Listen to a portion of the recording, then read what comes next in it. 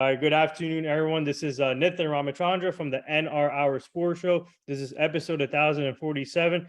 We are live on iHeartRadio, Spotify, Spreaker, on all the podcast platforms. So fans, please tune in. Everybody knows about our Spreaker app. You guys can tune in and ask questions. But today, we're joined by a really special guest. His name is Aaron McGarity. He is a right-handed pitcher prospect for the Yankees. He's currently pitching for Somerset Patriots, and he helped this team won the Eastern League Championship this year in Somerset, and we had the opportunity to cover this team with Jersey Sporting News. And I'm glad to have Aaron on the show today. And obviously, last week everybody knows we had Carson Coleman, his teammate, on the show last week. So getting all the Somerset Patriots on here so our fans can learn more about this team and the players. But Aaron, thank you for joining the show. Continue and obviously watching our stuff. And how are you and your family doing? And congrats again to you and your teammates winning that championship. I know it was a hard fought season for you guys. You guys kept going and fighting. So how are you guys doing? Good, man. Family is doing well. Mom and dad are living in Richmond, Virginia. Myself, I'm living in Lexington, Virginia.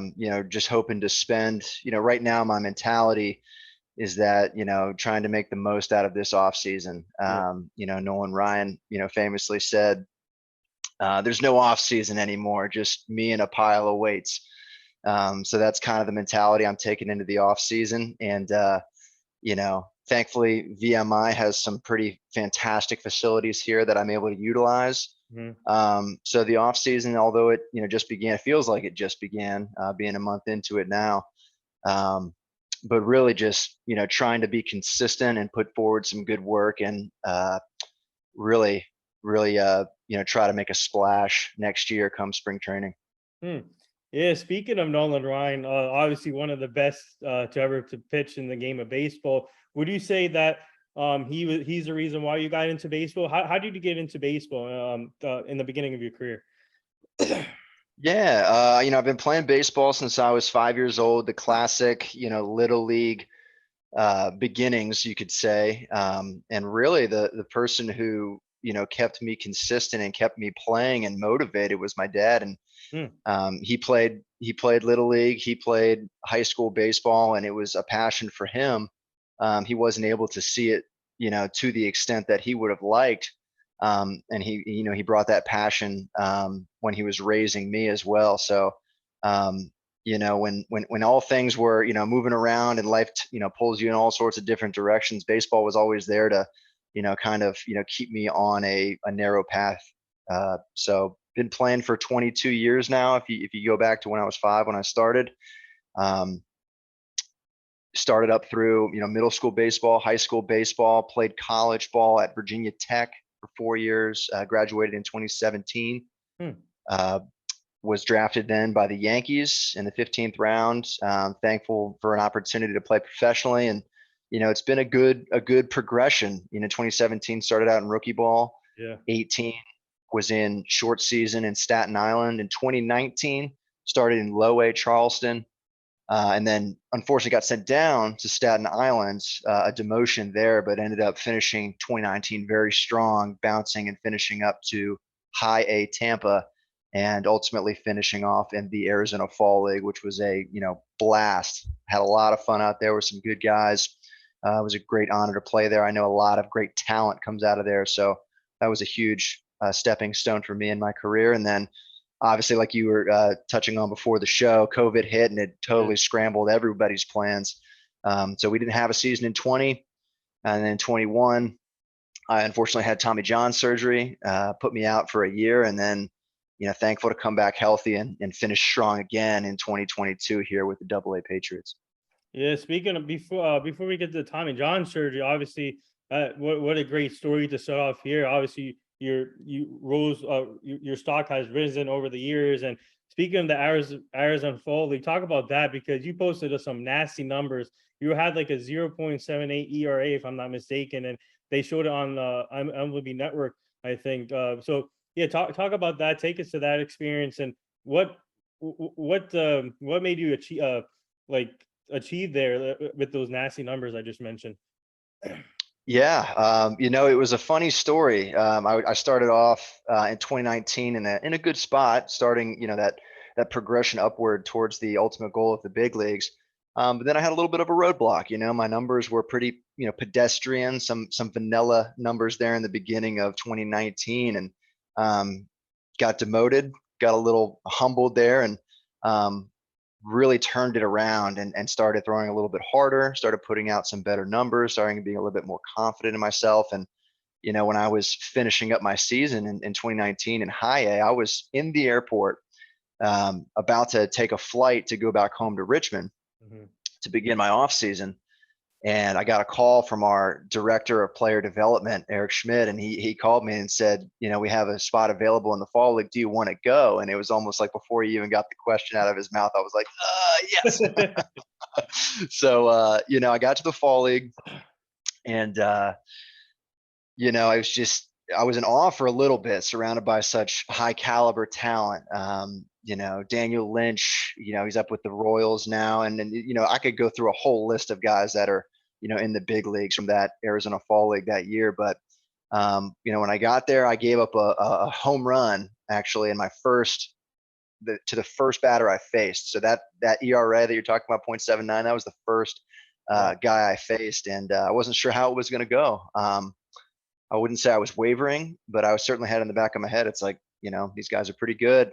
How are things going to go out here? And then, um, then the rest kind of took care of itself. I ended up pitching, uh, just over 10 innings in the league, in that fall league, and ended up doing really well for myself, and kind of put myself in the good graces with the Yankees a little bit before COVID hit, and a lot of guys got released. And um, so it was a huge opportunity for me, and I'm thankful for how it turned out. Yeah, wow. Yeah, that's amazing. And we are live with Yankees prospect and Somerset Patriots pitcher Aaron McGarity. We have a fan question for you that just popped in our app. Someone wants to know, speaking of being from Richmond, Virginia, that's where you're born. What was it like going to Virginia Tech, staying home? And they want to know what was it like pitching in front of your friends and family at Virginia Tech? It was a blast, man. Virginia Tech, very recently has had some immense success. I'm sure if there's any baseball fans listening, and college baseball fans at that, they saw Virginia Tech, go on to host a super regional, unfortunately losing in the super regional, but a stellar ascension, for the Hokie program. I'm happy to see that, being an alumni. But pitching there, when I was there, it was a blast, man. I tell everybody about my experience at Virginia Tech, and summarize it this way: it's hard to have a bad time in Blacksburg, Virginia. Yeah. So it's just, you're surrounded by good people. It's a small town. Everyone makes you feel at home, and pitching in that atmosphere, 3 hours from home, family's able to make a short drive over. And then all the new friends that I made there. I mean, I couldn't ask for a better college experience. Yeah, so just to feed off from our fan question, what would you say some of your best moments were as a pitcher at Virginia Tech? Obviously, it's a big college program with football, basketball, even baseball. And what was it? What was like some of your best moments there? Man, best moments. Oh, I got one for sure. Sophomore year, I pitched against Virginia Tech. We played against UVA, who, if people can remember, in 2015, that was the year they won the national championship. And that was the year they came to our place. I believe it was, middle of the spring, and they were number one coming into our place in Blacksburg. And we weren't sure how it was going to go. We beat them on Friday night. I didn't pitch on Friday night. I was slated to start on Saturday. Mhm. So we're up 1-0, and I kind of feel the weight on my shoulders a little bit on facing the number one team in the country. And I go out there, and I rise to the occasion, and really perform well. I go 6 innings, 6+ innings. I believe it was 6 1/3 or 6 2/3 against the number one team in the country, and outlast UVA's starter. And I mean, just we end up winning that game and end up sweeping the series Cool. against UVA. Obviously, they go on to have the last laugh, and they won the national championship. But it was a small, Yeah. great weekend for the Hokies, and it was a great celebration on Sunday night. Yeah, so speaking of Virginia, obviously a great team that year, and Actually, my good friend Matt Dice was on that team, the Virginia team who won the championship. Now he plays with the Angels. He went Yeah, oh, to yeah. Yeah, he went to the same high school as me in Jackson Memorial, and I watched every game at high school. This guy flat out hit in high school. This guy is amazing. And what was that like facing a top team like Virginia in your college career? What do you say that helped you get ready for the minor leagues and eventually going into the big leagues? I would say so. It has a big impact, getting your feet wet in front of large crowds, because there's a lot of distractions that are associated with bigger and bigger games.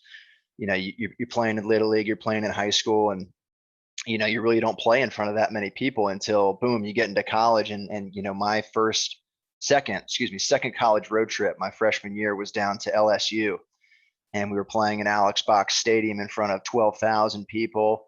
I didn't end up going in that game against LSU, but I remember warming up in the bullpen, and you're just getting, chirped by, many, I mean, dozens and dozens of people right there in the bullpen. So there's a limitless amount of distractions that you can experience in those big games, and those distractions were evident there against UVA as well. And it's I think those experiences in college have led me to have a more level-headed approach to pitching in bigger situations in my minor league career. Yeah, we have another fan question here for you. They want to know who are some of the pitchers. They want to know who are some of the pitchers that you like to watch right now. Pitchers that I like to watch right now. Man, I mean, there's so many good relievers right now, especially right-handed relievers um, in the league. I mean, Clay Holmes for the Hmm. Yankees, amazing guy to watch. Um, buddy I came up through the organization with, Ron Marinaccio. Yes. Yeah. Some great right-handed relievers on the staff with the Yankees. Chad Green, obviously, he went down with an injury, unfortunately, but he was one of the guys that I kind of modeled my game after a little bit. In the middle of my career in 2018 and 2019, I switched from throwing a two-seam fastball to a four-seam fastball, and Chad Green was a guy, for a number of years now, has been riding that four-seam fastball to the top of the zone and really blowing it by guys effectively there at the top of the zone. So, I realized how effective that pitch was, and how well it slated into my arsenal of pitches that I have. And um, watching those pro guys and watching those guys at the best of the best is how you better yourself and how you rise through the ranks. Yeah, your delivery reminds me of Clay Holmes a little bit, with the long stride. Would you say? Would you agree with that, or who do you try? Like, obviously, you mentioned Chad Green, but Hmm. in my opinion, your delivery reminds me of like Clay Holmes a little bit with the long stride. I don't necessarily model my entire delivery after any one guy. With the advent of social media here, and all the content that's out there in slow-mo video, I mean, you can take little bits of guys' deliveries and just kind of look at them in Yeah. an isolated way and kind of piece it into the formula that is your own progression. So that's really what I've been able to do, is just to like look at some content from the best Yeah. of the best. Take your Jacob deGroms, Max Scherzers, Noah Syndergaards, guys that are throwing really hard, moving really effectively, and just being able to take what you're good at, and being able to apply these little strategies and these mechanical efficiencies that the guys at the top are doing, and integrate them into your own progression. It's really cool. Yeah, I mean, I'm a huge Yankee fan, and imagine I think it would have been a different kind of playoffs if we had Chad Green or some of these other players healthy. Unfortunately, it came short, but it just goes to show how this injuries can make a big impact on a team. And hopefully, Chad Green comes back soon. And speaking of injury, tell our fans about your injury, and obviously recovering, coming back from Tommy John is always tough, and sometimes it takes longer for a pitcher or quick for pitchers, depending on how they recover and rehab. But for you, tell our fans, how tough was it when you went down? How did it happen? And what's it like now just to be back pitching on a mound? Definitely. So how it happened initially was in 2021. Fresh off that COVID year, of not playing at all. I was feeling really good coming into 2021 spring training. Not playing. I was just doing a velocity program in the summer and fall of 2020 to try to, raise my velocity, which is, still an area of improvement that rather an area I seek to improve on. But I was throwing in a preseason game in spring training. I threw one pitch. I believe it was a fastball. I felt a little tug in the arm. I threw a changeup, felt another little tug, and I finally threw a slider that kind of unraveled the UCL, if you will. That's kind of Yeah. that's what it felt like to me, at least, kind of a rubber band being stretched a little bit too far. But then the surgery, being with Dr. Ahmad up in New York, our team doctor, and he's done countless Tommy John surgeries. So I was under the best care, and having the best surgeons and having the best resources and as far as rehab protocols. So the rehab process wasn't too difficult or strenuous physically per se. Obviously, everyone has their own hiccups as they go through it, but it was mainly a mental battle of staying motivated and staying consistent upstairs, because you play this game for so long, and all of a sudden you're sidetracked for a year with COVID and then a year with Tommy John. It's like you haven't played a baseball game in 2 years, and it's hard to keep things in perspective and keep things motivational and uplifting. And it's easy to get down in the dumps, but then finally to be back on a mound is such a relief, to be out at an affiliate and to finish the way that our team did and the way I did individually. It was just, I mean, I'm so thankful for the whole process, how consistent I stayed, all the resources at my side, people helping me along the way. I mean, I can't be more thankful. Hey, we're just happy that you're back on the mound. We could have used you for this playoff run.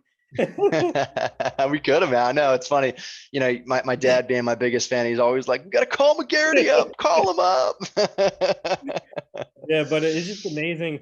Excuse me, it's just amazing to see stories like you and like, for example, Justin Verlander coming back from a Tommy John surgery, and now your teammate Derek Kraft is coming back from a UCL injury. So, have you gotten any advice from major league players when you were recovering from that Tommy John? And also, what advice did you give your teammate Derek, who's recovering?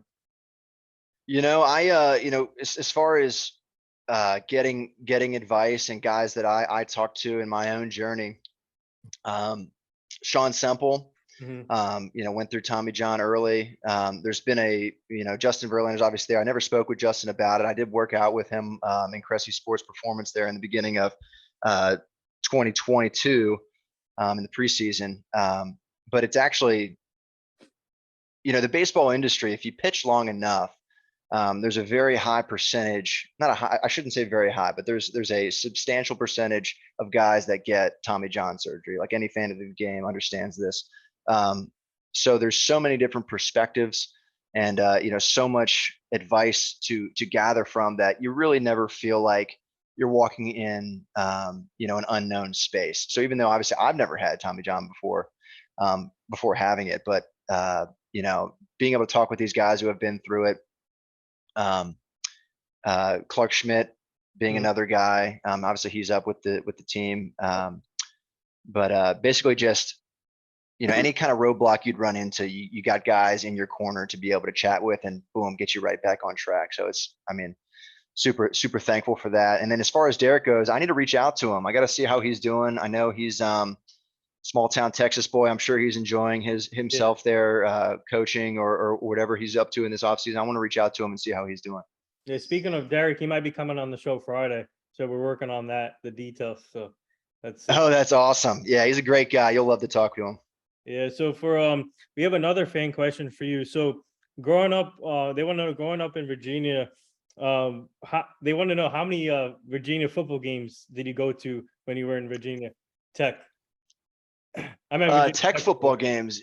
Yeah. I didn't go to any UVA football games unless they were, playing against us. But man, I mean, I tell everybody too, I tell everybody, obviously, I said before, it's hard to have a bad time in Blacksburg, and it's the hardest to have a bad time when you're at a Tech football game. I mean, if you can go there and watch Enter Sandman Yeah. and be in Lane Stadium when that stadium is, packed house against Miami, Florida State, UVA, take your ACC pick. It's a pretty magical experience to be a part of a football game in Blacksburg, Virginia. Hmm. So, to tell our fans about your draft experience, obviously you got drafted round 15, pick 452 by a historic franchise, the New York Yankees. Take us back to that day, being with your family, friends, getting the call from the Yankees front office. What was that like once you got the call from New York? Yeah, so I was in contact with the area scout, Stuart Smothers. So he was, he was my guy, my connection there to the draft, and he called me. Obviously, the way it goes is, they call you up, they say, if we offer you this much in this round, will you say yes? And you either say yes or no, and then you kind of wait and see if the pieces align and if they end up drafting you in that spot. So once my name showed up on the boards in the 15th round, I was ecstatic. That's always what I wanted to do from a very young age, was have the opportunity to play professional baseball. Really, it was more of a general goal of just taking it as far as I could, and still able to follow that goal today. So it was, family and friends were around. We had a little bit of a get together there in Richmond, and celebrated the fact I got drafted. And then, after that short celebration, that short little get together, it's back to business again, because Mhm. it's a sport where you get drafted, but I You, think, I don't know what the percentage is, but it's a very, very low percentage of guys who get drafted that actually get to the major leagues and then stay in the major leagues. So being as consistent and as level headed as you can throughout the whole process, I think is key. yeah. So speaking of the Yankees, did they tell you that did they tell you from the after you got drafted? Did they talk to you about if you're going to be a starter and a reliever, or did they make it leave it as a starter for you when you came into the team? So half of my innings, so going to college, half of my innings were starting and half of my innings were relieving. So I thought to myself, it was a little bit of a toss up on what they would want me to do in the Yankees organization. And then when I got there, they don't talk to you initially about starting or relieving, prior to getting drafted. It's kind of insinuated or assumed. Um, but then when I got there, it was apparent that my velocity would taper off, later into the innings of a game. So they thought my skill set was best utilized in the bullpen, which I agreed with. And I've been loving the bullpen life ever since, going out there and competing in some very crucial innings, being able to give your best stuff for however long you got until they take the ball from you. Um, so I love it. I love going out there with the game on the line in the seventh, eighth, ninth inning of a game, and facing the heart of the lineup, facing the best hitters, and showing what you got. So I love it, man. Yeah. So we have another fan question. They want to know, what does it mean for you to be a Yankee, and they want to know, what does it mean for you to wear that Yankee symbol and the pinstripes so far in your career? It's a huge honor. That's the best word I could attribute to my feelings for it. I mean, it's an organization with a tremendous history. Um, obviously all the World Series titles, um, and all the how well known the organization is worldwide. I mean, you could go to Germany and see people walking around with Yankees hats on. I mean, it's such a all encompassing franchise. It really spans the globe, and being able to represent that franchise on my own person is just it's a dream come true. It's a huge honor. Yeah. Yeah. So speaking of support system, and I love to bring this up with athletes during interviews, and obviously the teammates are your other support system, but family comes first. And what's it been like for you? Obviously, your father helped you out in your baseball career from day one, actually. And then what's it like to have your family behind your back from day one, and your girlfriend by your side, and the teams that you play with, and especially the Yankees believing in you from day one? What's that like for you, just to have the support system? It's huge. I think this is a more a general testament to really anybody in any difficult career, which I would you'd be hard pressed to find any easy careers out there. Obviously, you know, most fields are competitive, so to have those people around you is just it's invaluable. I mean, having people you can trust, people you can chat with, people who you can really talk to about your hardships, about your successes, about, uh, strategies, whether it be strength coaches that I've had over the years, about with coaches that I've had over the years. I mean, it's just so thankful for the amount of resources that I've had and how many just good people I've run into. And another little, my agent is actually, he was my little league coach Oh, wow. back when I was 10, 11 and 12 years old. I played with his son on the little league team. And he now, you know, after my tech career was over and I was getting drafted, it just, the stars kind of aligned and it just made all the sense in the world to go with him as to represent me. And um, so yeah, I mean, he's another piece of the puzzle, and to be around people that truly have your back is just, I mean, it's hugely important. Hmm. Here's an interesting question from one of our fans. They want to know who is the toughest hitter yet to face so far in your career. Toughest hitter. Toughest hitter I've had to face. I faced some big names. I faced Joe Adell in the fall league. He's up with the Angels. I faced Alec Boehm in the fall league. Oh, wow. I got the better of both of them. But if I had to put down the hardest guy I've ever faced, let's think about this. Probably Kyle Lewis, Hmm? from Mercer. We played them in college. I haven't faced him in the minor leagues or in the obviously he's up with Seattle. He's with Seattle. I think he's I with think Seattle, he was, but yeah. Yeah, I'll check right now for you. yeah, I know he was drafted super highly, maybe even 1-1 if I'm not mistaken. And when I faced him at Mercer, I mean, he was a force to be reckoned with. He was really a all around, 5-tool player, hit for power, hit for average. I mean, he did it all. So as far as the best player I've faced on the mound, I would say it's Kyle Lewis has that one locked down. Yeah, it's the Mariners. Yep. Yeah. Stellar athlete. Great dude. Yeah, so speaking of Alec Boom, Phillies player, what's it like seeing him in the World Series now? It's cool, man. It's just a little funny if I'm out, let's say watching the game with some friends here in town or whatever, it's just a little funny caveat. It's like I have video on my phone of me striking him out in the fall league. Obviously he's on to, huge, doing great for himself right now. So, all the, you know, all the congratulations to him for being where he's at. But, selfishly and, confidently, it's nice to have, that little memory in my head to say, like, almost reassuring myself that, I kind of belong in this situation, that I've faced some guys who are in that position and had success against them. So, it's great. It's a great opportunity to face the best of the best. Yeah, so obviously when you were moving up in the minor leagues, what did you learn from Charles? What were some keys that you learned from Charleston and then to Tampa and eventually to Somerset? But and obviously each teams are different. But what have you learned since the call ups been happening for you? Um, what have I learned? I think the biggest thing is being in the strike zone as much as you can. I mean, it's from a more pitcher specific perspective. That's what matters the most. I mean, when you get to the big leagues, that strike zone is pretty tiny, and those guys, those hitters, really know how to command it. So it's hugely important to fill up the strike zone with all of your pitches and be able to either induce soft contact or to get swings and misses in the strike zone. Because if you can't consistently be in the zone with all your pitches, you're not gonna have success at the highest level. So um, I always feel like the more I fill it up, the better success I have. Hmm. We have another fan question. He's a Yankee fan too. They want to know, what was it like playing with Anthony Volpe?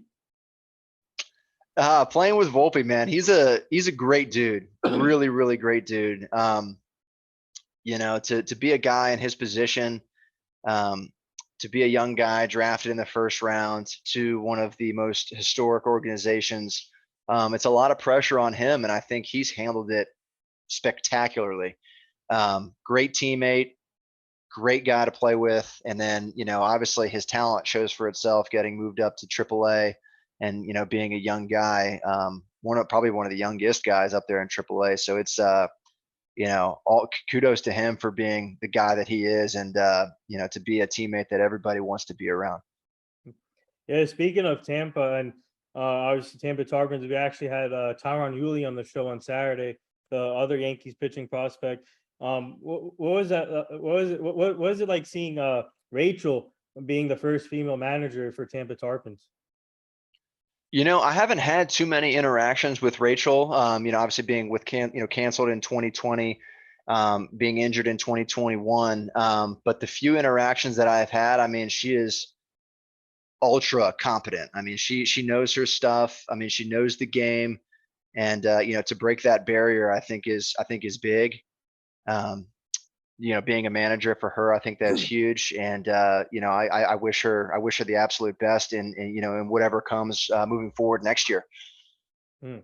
Yeah, so now obviously once you get the call up to Somerset and spending time with this team and a lot of talented players and like Austin Wells, like Volpe, Max Burt, Carson Coleman, Clayton Beater. So what was it? How special was this for you, the experience wise, being part of Somerset Patriots and eventually winning that championship at the end? Well, just tell our fans about the experience with Somerset. Man, the experience, I couldn't pick a better group. I mean, it's a little bit cliche to say this, but I couldn't pick a better group of guys to be with. And then I think the reason most people say that is because, I mean, you never know when you're playing on your last baseball team or your last, insert sports team here. So, I mean, every single season that you get to play is so special. And this group of guys, certainly made the experience feel special. When I got there, we had already clinched that Mhm. first half spot, so we were going to be going to the playoffs. So I knew on the horizon were going to be some very important games. Um, and then to finish the way that we did with the group of guys that we had is just, I mean, you couldn't draw it up any better. Finishing the way that we did with a no hitter and a little bit of a blowout there against the Erie Seawolves. So it's a team, and it's an experience that I will never forget. That I will cherish, forever. Yeah, we told Carson this last week. So speaking of no hitters, it's a Luis Severino luck. Luis Severino has been there with. Actually, he was there for both no hitters. Severino, he's like the good luck charm for you guys when it comes to no hitters. It's really cool when big leaguers come down and are doing their rehab assignments with minor league teams, because you can see the way that they work, and obviously you're their coworker for the time that they're there, and you can approach them with professional questions and ask them, about how they go about their business, and what they value, what they think is important in their preparation, what they think is important when they're out there on the mound or hitting. Um, and a guy that I really enjoyed having down there in Double A for the time that he was there was Harrison Bader, and Yeah. yeah, it was really cool to see him go about his business, the level of focus that he had, and then really the level of fun that I think he had. It was, Mhm. we had this little celebration where, whenever a guy hits a home run, they come in and they put the fancy, Yeah, the goofy glasses. disco glasses on, and they got the big golden fake chain on, and they take a Polaroid of you. And it makes the game fun because we're in a competitive business, and obviously if you think about it from that perspective, you're all, you're nervous and you're kind of dreading the, a almost inevitable end of, having this game come to a close, but you can't think about it that way. So having a fun time out there, and watching a big leaguer come down and really have a good time. I think he enjoyed himself, and I think he would say that as well, with us in Double A. It's cool having guys like that around. Yeah, speaking of Bader, we were there with his rehab assignment, and we got to interview him the first day he got there in person, and it was such an honor interviewing him.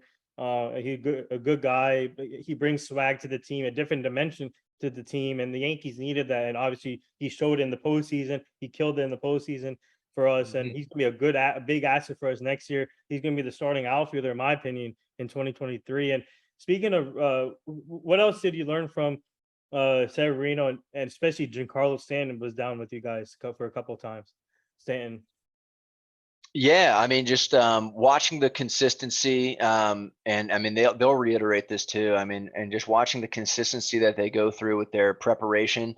Every baseball fan knows that baseball is a pretty routine-oriented sport. You play 162 games in however many days, 182 or however many days it ends up being. But moral of the story is there's a lot of games that you have to play, and in order to make your body feel the best, you got to be able to have this routine and this ability to kind of reset yourself at the beginning of each day and to get yourself ready to play a game, regardless of how your body's feeling. Um, so just to hear that reiterated is affirming, to know that your work is not being it's not going to waste. I mean, every little detail that you pay attention to matters in the long run. Yeah. And what was it like pitching to Austin Wells? Man, this guy is like he is, in my opinion, he's going to be one of the top catchers in baseball coming up pretty soon here. But what was it like pitching to him, and what was like the chemistry like between you two? Wellesley, man, he's a goofball. He's a fun guy to be around. He keeps the guys loose. Is always either dancing or just he's an upbeat guy at his nature, at his core. So playing with a guy like that, it's hard not to have chemistry with him. I mean, there's not a pitcher on our team that disliked throwing to him. Everybody appreciated having him as a battery mate, because you knew what you were going to get. He's gonna be back there, um, blocking every single ball. He's gonna be a brick wall back there, not gonna let anything by him, and he's gonna call a good game. And then when you do well out there, or if you do poorly, he's gonna be right there to pick you up. I mean, he's the first guy to pick you up if you do bad, or congratulate you if you're doing well as soon as you come off the field. So I mean, A+ battery mate. Love being a teammate with Wells. Hmm. We have another fan question for you. They want to know how much emotion do you show after getting a big strikeout? The emotion kind of comes naturally a little bit. I try to keep it. I try to keep it as even keel as I can, as I've said before. But I mean, when you're in a moment, even if you're not recognizing the importance or the weight of the situation, it kind of creeps into your brain. So when I was pitching against Erie in Erie, I remember having this strikeout against Quincy Neaporte, who was having an absolutely crushing it in Double-A that year. And to strike him out with some guys on base was pretty big. And I remember doing a little fist pump there. So sometimes the emotions kind of take over a little bit right after that strikeout's over. But then obviously important to recenter yourself and get ready for that next inning. I gotta ask you about another teammate of yours, Andre Chaparro, who killed it this season. He reminds me of mini Miguel Cabrera. This guy started. Miguel Cabrera started his career at third base, where Andres is playing right now. I can eventually see him maybe moving to first, but I don't know. But what are your thoughts on Andres' development as a player, and obviously killing it this year? So Andres is a guy that I've actually came up with in the organization for a number of years now. Excuse me. Played with him in Staten Island in 2018. Uh, Played with him in Staten Island again in 2019. And I mean, that guy can flat out hit a baseball. Yeah. And if he keeps doing what he's doing, he's going to be a big leaguer. What position he plays I think is pretty malleable. They can find a place for him in the field, but I think the biggest value for him and the biggest upside for him is that he is a tough out at the dish. I mean, obviously you've seen his power. I've seen his power. He can crush a baseball, but what sometimes goes unnoticed is that he is a tough out. I mean, he's not swinging and missing a whole lot. He's not, you know, chasing balls out of the zone, has a good understanding of the strike zone. I mean, he is one of the best hitters I've had the pleasure of playing with. Yeah, and someone, one of our fans, another fan wants to know what was it like playing with Jason Dominguez, who got called up here this season for you guys, and obviously he's still playing ball. I think he's playing in is it Arizona Fall League he's playing in? Yeah. You So you got it right. yeah, what was it like playing with him? That they want to know. He was he's a little bit of a goofball as well. I mean, it's a game at the end of the day, and Jason embodies that play sort of mentality. So I mean, he plays the game hard, fast, but he plays the game loose. So didn't have many words. I didn't have many conversations with Jason, with a little bit of a language barrier, and obviously him being a hitter. The pitchers typically talk with a lot of other pitchers, and the hitters typically talk with a lot of other hitters. So, but man, I mean, you can't overstate the value that he brought at the dish in that last game, in that last series. And I'm sure he will be, immensely, he'll be valuable to this organization for years to come. I mean, he can flat out hit. This is a two-part question for you. What was it like playing underneath manager Dan Furito? He put you in some big situation also, and what was it like playing underneath him? And the next part to this, once Carson Coleman made that final out with the strikeout, what went through your mind? When everybody threw the gloves up and started celebrating? Yeah. So to Fio, to the question about Fio, I mean, one of the coolest managers I've ever played for. I mean, he doesn't let anything bother him. You're never gonna have a conversation with him. He's never gonna raise his voice. He's never gonna take a question that you have and make light of it. I mean, he's a genuine, cool, calm, collected manager. I mean, it's really all you can ask for. A guy that's going to go to bat for you guys, for the team, to have the guys' backs, and to really not lose his cool, to be there for every single game that he's able to be there for. And then to your question about the feeling that was going through me, and then obviously throughout the bullpen, and then the whole team as a whole. I mean, it's elation. I mean, it's like all of your hard work is finally culminated into this moment. And when you make the playoffs, the mentality is going to the playoffs to just have fun, let the chips fall where they may, because your season's quote over. The regular season is, and then the rest is just gravy. The rest is the cherry on top, you could say. So to have the success that we did, and then to have our backs up against the wall a little bit, losing that first game in Erie, and then coming back and really making a statement, winning in game 2, and then winning the way that we did in game 3. The boys were buzzing.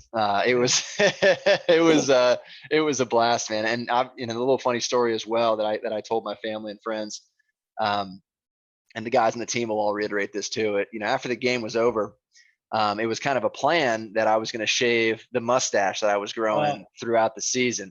Yeah. Because my girlfriend wasn't the biggest fan of it. Fine. Who wants to kiss a furry caterpillar every time you kiss your boyfriend? I understand that. So, and I was kind of indifferent about it. So I was like, okay, I'll shave it. And then, as we won the game and we were getting, all the guys were, hooting and hollering, we were getting the champagne and the beer together, and we were going over to this place where we were going to celebrate. And I brought the razor with me. So I got my mustache shaved by teammate Tanner Myatt. Yeah. And he was shaving it while everyone was pouring champagne and cracking beer. It was a memory that I'm never going to forget, man. It was awesome. Wow, that's a heck of a story right there. What does your girlfriend think about the mustache now? Your girlfriend, she still doesn't like it?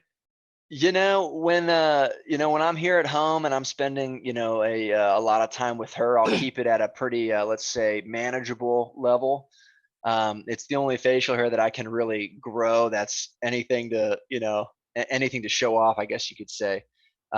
So I guess my loose plan with the mustache is going to be to grow it out at the beginning of every season, and then probably just keep it like it is right now, a little stubble here in the off season, but then to kind of to see the lengths that I can get it to during the season, I think is a fun little side project to go along with playing some baseball. Hey, you got to be like Matt Carpenter and Nasty Nestor.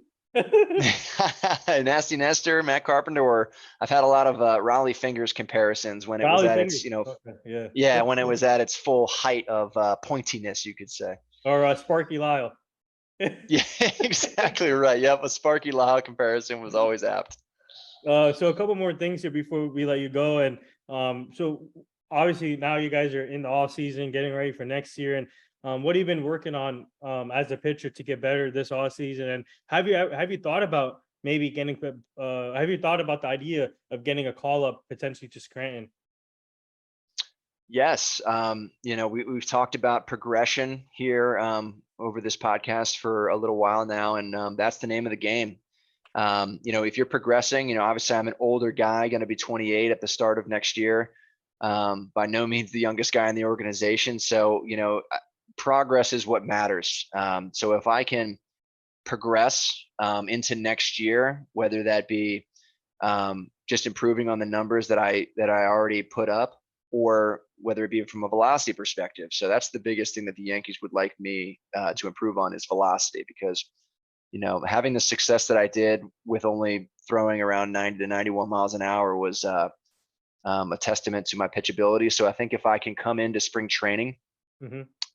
throwing, averaging maybe 93, or just being a bit heavier, a little bit stronger, a little bit more capable of throwing those higher velocities, I think that would bode well for my chances of moving up in the organization. Yeah. So speaking of spring training, obviously you get all these players get like spring training invites, or you're already in the spring training. So what do you have to show? Obviously, the Yankees manager and then their coaching staff for you to be able to be part of that spring training in Tampa. Yeah, so what I have to show is that the consistency. Being able to fill up that strike zone, like I talked about. A manager will not put a guy out there in a tough situation that can't fill up the strike zone. He's got to know that his guy is going to go out there and fill it up and challenge the hitters and force them to make mistakes with the bat. So if I can go out there and prove to, you know, it'd be cool to have an opportunity in big league spring training. And if that opportunity does come to fruition, then, if I can make the most of it, I think I can turn some heads and, keep creating these opportunities for myself. So that's kind of the mentality going into spring training. And there's a lot of work to be done, obviously a lot of work to be done before, from now until then, but that's where my head's at on spring training. All right, we'll take one more fan question. They want to know, where do you keep your championship ring? So it's funny. The as soon as the championship game is over, we get these hats. They give us a shirt, and then they take your ring sizes. So actually, I don't have Oh, the championship ring currently, but we'll have like a little bit of a ceremony in okay. spring training Mhm. to celebrate the victory and the championship, and that's when we'll get handed our rings in front of the whole organization. So that'll be really cool. Nice. So the last few things, our team is part of this foundation. It's called the Hugh Jackson Foundation. He's a former NFL coach, but he's now coaching at Grambling State University. We're trying to help him prevent human trafficking, making sure the community stays safe. So we'll send you the foundation to you and your girlfriend, so you guys can check it out. Awesome. Yeah, Nathaniel, I appreciate it, man. Thank you for the invite. It was fun to talk baseball with someone who knows it as well as you do, and it was fun, man. It's a good time. Yeah. And so the last thing here, would you like to say anything to all the nurses, doctors, and all the essential workers right now? Yeah, I mean, like I was saying before about baseball and how you know everyone on the team is important and plays a role. Every little small detail provides that support that you need to be able to succeed. So I mean that carries over. That lesson carries over into that first responders industry as well. Sometimes that job can be thankless, working long hours, whether it be long nights, long days, and just a little bit of appreciation I know can go a long way. So I mean, from the bottom of my heart, thank you for everything that you all do, talking to nurses, first responders, because without that infrastructure, without that support staff around you, like I have for my own baseball career, they're the support staff of cities and communities around the country. Yeah. So well said. There you have it. Aaron McGarity, Yankees prospect and Somerset pitcher and champion this year. So thank you for joining us today. It's truly an honor. And tell our fans where they can find you on social media so they can follow you also. Yeah, Instagram is Nighthawk31. It's a funny name, a little nickname I got in college. I don't use that nickname too much anymore. But I kept the handle as it is because I think it's got a little bit of a flair Yeah. to it. So and then at Aaron McGarity on Twitter. So yeah, that's all I got. So there you have it. Thank you for joining. This was awesome, and hopefully you get the opportunity here, get the call up to Scranton. Hopefully, and continue improving. I know you will, and we're rooting for you throughout your career. We're going to be following you throughout your career, and hopefully you get at some point. Hopefully, we see you with the Yankees big league team. So that's the goal. But man, keep up the great work, and congrats again on winning the championship with you and your teammates. And thank you again for joining. Absolutely, man. It was a pleasure, and I appreciate the opportunity. Oh, no problem.